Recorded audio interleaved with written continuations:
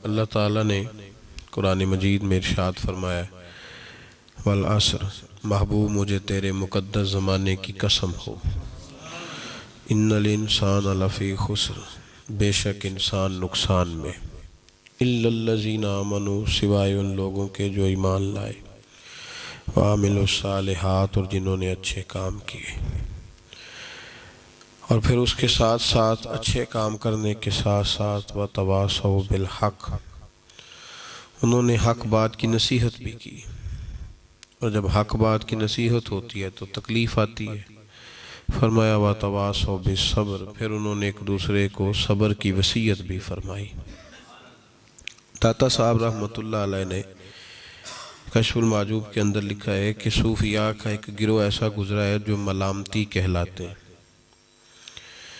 ان کو لوگ برا کہیں تو وہ خوش ہوتے ہیں۔ وہ سمجھتے ہیں جب لوگ تنقید کرتے ہیں تو نفس پہ بوجھ پڑتا ہے، جب کوئی دل توڑتا ہے تو اللہ کی بارگاہ میں رونا آسان ہو جاتا ہے۔ ایک گروہ گزرا ہے صوفیاء کا، وہ پسند کرتے ہیں اس چیز کو۔ یہ بہت زیادہ تعریف، توصیف، نعرے، شور، یہ بعض اوقات نفس کے تکبر کا سبب بنتا ہے۔ آپ ملاحظہ کر لیں، حضرت ابوبکر صدیق رضی اللہ تعالیٰ عنہ سے یہ سلسلہ چلا ہے۔ کس قدر زیادہ تانے تھے ان کے لیے، کتنی زیادہ آزمائش تھی ان کے لیے، کتنا زیادہ پریشانی کا سامان تھا، لوگ کیا کچھ کہتے تھے۔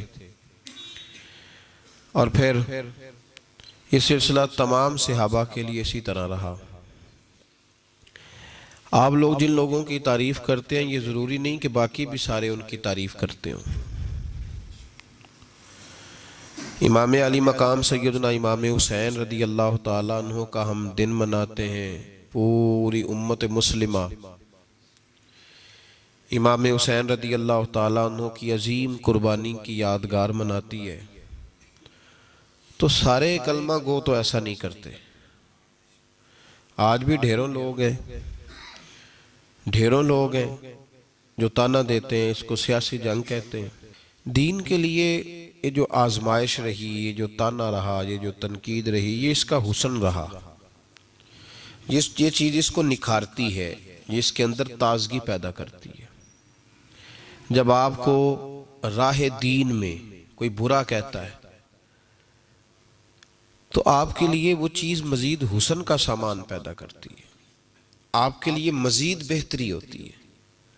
داتا صاحب رحمۃ اللہ تعالیٰ علیہ نے خود لکھا ہے، داتا صاحب فرماتے ہیں کہ ایک طریقت کا ایک مسئلہ میرے لیے بن گیا تھا۔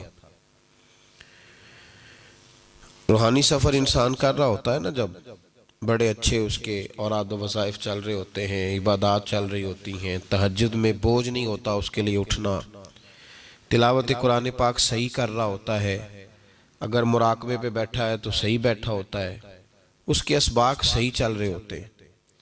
کئی دفعہ رکاوٹ آ جاتی ہے، اس کی کوئی نہ کوئی وجہ ہوتی ہے، یا تو کہیں غلطی ہو جاتی ہے، یا انسان کوئی ایسی بھول کر بیٹھتا ہے جس کے نتیجے میں بریک لگ جاتی ہے۔ داتا گنج بخش علی حجویری رحمت اللہ تعالیٰ علیہ ارشاد فرماتے ہیں کہ میرا طریقت کا کوئی مسئلہ بن گیا، روحانی سفر جو میں طے کر رہا تھا۔ آج کل تو خیر سارے لوگ طے کر کے بیٹھے ہوئے نا، ہم سارے سفر، ہم تو مسافر ہے ہی نہیں، ہم نے تو مکمل کر لیا سفر۔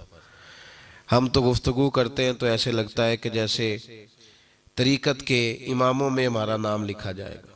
بالکل ہم کوئی ماحول ہی نہیں ایسا کہ کوئی سیکھے، کوئی پوچھے، کوئی سوال کرے، کوئی آگے بڑھنے کی کوشش کرے، مزاج نہیں رہا ہمارا۔ داتا صاحب کہتے ہیں میں ایک روحانی مسئلے میں الجھ گیا تھا، تو میں نے بڑے اوراد کیے، وظائف پڑھے، بڑا میں نے اللہ اللہ کی، بڑا کچھ کیا، جو ممکن تھا میں نے کیا، کئی مزارات پر حاضری بھی دی،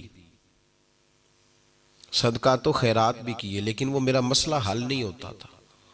وہ ایسا مسئلہ تھا جو الجھ گیا، مجھ سے حل نہیں ہو رہا تھا۔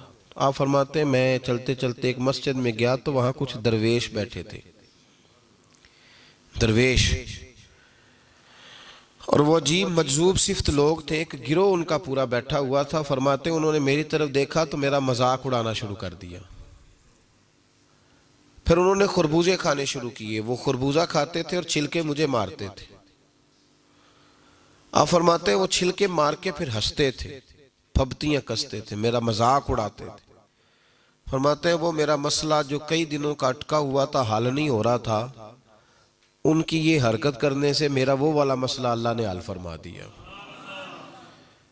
میرے اندر وہ تازگی پیدا ہو گئی۔ جب کوئی شخص خبر لاتا ہے نا آپ کے لیے جب کوئی خبر لاتا ہے کہ فلاں نے آپ کو برا کہا، تو اس میں محاذ نہیں قائم کرنا چاہیے۔ ایک ہم لوگ محاذ بنا لیتے ہیں۔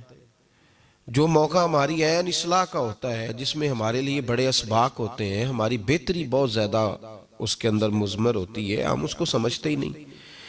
یہ جو دین کے لیے تانا ہوتا ہے نا، جے کر یہ تانے نصیب ہو جائیں ہمیں، اگر ہمارے مقدر میں آ جائیں یہ تانے، تو یہ بڑا فائدہ کریں گے، یہ نفع کریں گے۔ بہت سارے تانے ہم برداشت کرتے ہیں، لوگ بہت ساری برادریوں کو اچھا نہیں سمجھتے، ہم سہتے ہیں۔ کبھی کو برادری چھوڑ کے نکلا تو نہیں۔ بہت سارے لوگ بہت ساری چیزوں کو اچھا نہیں سمجھتے، لیکن ہم نے احتجاج تو نہیں کیا۔ مذہب کے معاملے میں ذرا سا ہلکا سا کو تانا دیتا ہے۔ میں نے کہا کہ آپ دیکھیں نا، داتا صاحب نے کتنی خدمت کی، تو کیا سارے لوگ اچھا کہتے ہیں داتا صاحب کے مزار کو؟ آج بھی اتنی لمبی زبانیں نکال کے لوگ کہتے نہیں وہ شرک کا اڈا ہے، معاذ اللہ۔ بابا فرید علیہ رحمہ زہد الانبیاء، شیخ الاسلام، تو کیا ساری دنیا ان کو صحیح کہہ رہی ہے آج بھی؟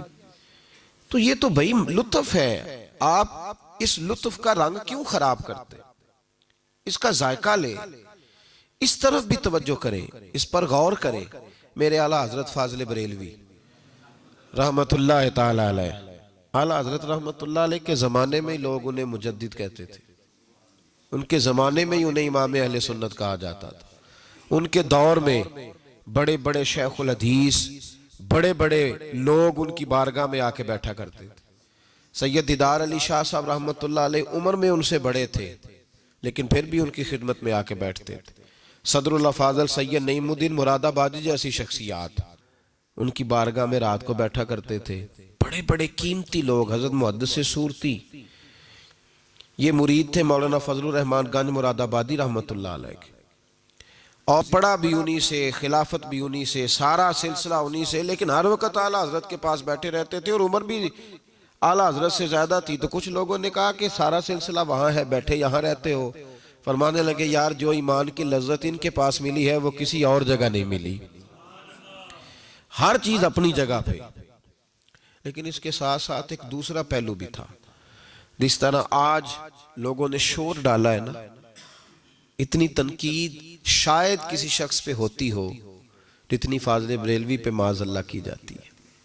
لوگ بدعتی کہہ کے، قبر پرست کہہ کے، بڑا کچھ کہہ کے تانے نہیں دیتے، انہیں الزامات نہیں لگتے۔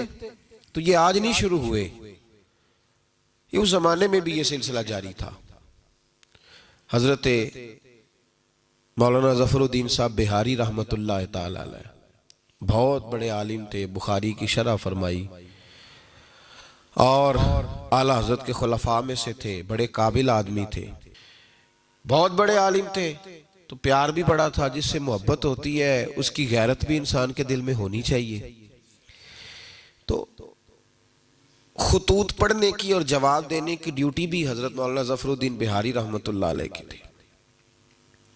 تشریف فرما تھے، بیٹھے ہوئے تھے، تو خط آتے تھے۔ اب ہمارے ہاں ٹیلی فون آتے ہیں، کام آسان ہو گیا ہے، پرانے زمانے میں خطوط آیا کرتے تھے، اور خطوط کے جواب لکھنا ایک بہت بڑا کام ہوتا تھا۔ باقاعدہ مشائخ کے پاس کچھ لوگ ایسے موجود ہوتے تھے جو صرف خطوط کے جواب دیتے تھے، اور اگر کوئی فتوے کا معاملہ ہوتا تھا تو وہ فاضل بریلوی علیہ رحمہ خود لکھا کرتے تھے۔ تو خط کچھ آئے، مولانا ظفر الدین بہاری رحمت اللہ علیہ پڑھنے لگے، سنانے لگے، جواب اعلیٰ حضرت فرمانے لگے، وہ لکھنے لگے۔ تو ان خطوط کے اندر 2-3 خطوط ایسے بھی آئے جس میں لوگوں نے اعلیٰ حضرت کو گالیاں لکھی ہوئی تھی، معاذ اللہ، بڑے سخت جملے کہے تھے، اور ایسی باتیں کہی تھیں کہ جو وہ پڑھتے گئے تو انہیں جلال آتا گیا۔ بڑے مریدین اعلیٰ حضرت کے، حاجی لال خان جیسے بڑے رئیس اعظم لوگ تشریف فرما تھے، جب یہ خطوط پڑھے گئے جلال آیا سب مریدین کو، اور جوش میں مولانا ظفر الدین بہاری کہنے لگے میں ان پر مقدمہ کروں گا، میں کچہری جاؤں گا، عدالت جاؤں گا، میں مقدمہ کروں گا، انہیں سزائیں دلواؤں گا۔ اعلیٰ حضرت رحمت اللہ علیہ مسکرا کے ان کا چہرہ دیکھنے لگے، فرمانے لگے اس طرح کر، ان کو بند کر، اور یہ میرے سے چابی لے، فلاں الماری کھول، اس کے فلاں دراز میں کچھ خط پڑے ہیں وہ بھی نکال کے لا۔ آپ کہتے میں گیا، وہ خطوط میں نکال کر کے لایا، اور لا کر میں پڑھا، ان کو کھولا تو کسی نے اعلیٰ حضرت کو امام اہل سنت لکھا ہوا تھا، کسی نے لکھا تھا مجدد آپ، کسی نے لکھا تھا کہ ہندوستان کے حسان بن ثابت بھی آپ ہی ہیں رضی اللہ، کسی نے کوئی لقب دیا، کسی نے کوئی۔ اعلیٰ حضرت فرمانے لگے ظفر الدین اس طرح کر یار، انہوں نے میری تعریفیں کی ہیں، پہلے انہیں جائیدادیں بانٹنا، تو پھر تنقید کرنے والے پہ مقدمہ بھی کر لینا، انہیں پہلے جائیدادیں بانٹنا، ان کے لیے انعام کا اعلان کر۔ اور پھر بڑا خوبصورت اور قیمتی جملہ جو صوفیاء کی روحانی تربیت کے لیے بڑا قیمتی ہے، بڑا خوبصورت جملہ کہا۔ آپ فرمانے لگے مجھے بتاؤ تو صحیح، میرا ان کے ساتھ ذاتی جھگڑا کیا ہے؟ یہ جو مجھے گالیاں دیتے ہیں، میرا جھگڑا کیا ہے ان کے ساتھ؟ کوئی زمین کا میرا ان کے ساتھ لین دین کا معاملہ؟ کیا جھگڑا ہے؟ جھگڑا یہ ہے کہ یہ کہتے ہیں جیسا علم نبی پاک کو ہے ویسا جانوروں پاگلوں سب کو ہے، تو میں انہیں کہتا ہوں تم کفر بکتے ہو۔ یہ کہتے ہیں لاٹھی تو فائدہ دیتی ہے، محمد اور علی تو اتنا فائدہ بھی نہیں دیتے، تو میں انہیں کہتا ہوں تم کفر بکتے ہو۔ یہ کہتے ہیں اللہ جھوٹ بول سکتا ہے معاذ اللہ، تو میں کہتا ہوں تم کفر بکتے ہو۔ یہ کہتے ہیں حضور کے بعد بھی کوئی نبی آئے تو ختم نبوت میں فرق نہیں پڑتا، تو میں کہتا ہوں تم کفر بکتے ہو۔ یہ کہتے ہیں گدے بیل کا خیال آئے تو نماز نہیں ٹوٹتی، نبی پاک کا آ جائے تو ٹوٹ جاتی ہے۔ تو فرمایا میں انہیں کہتا ہوں میرا ان کے ساتھ جھگڑا کیا ہے؟ یہ بس جھگڑا ہے۔ فرمایا چل ظفر الدین انہیں مجھے گالیاں نکالنے دے، جب تک مجھے گالیاں لکھتے رہیں گے میرے نبی کی توہین میں تو کوئی جملہ نہیں نہ لکھیں گے، لکھنے دے مجھے گالیاں۔ جے کر یار دے نام دا ملے میڑا، چولی پا لئیے پنجے سٹیے نا، تو یہ کر یار دے نام دی ملے سولی، چوٹا چوٹ لئیے پیشاں ہٹی۔ ہمارے بزرگوں نے ہمیں سکھایا ہے ملامت نفع کی چیز ہے۔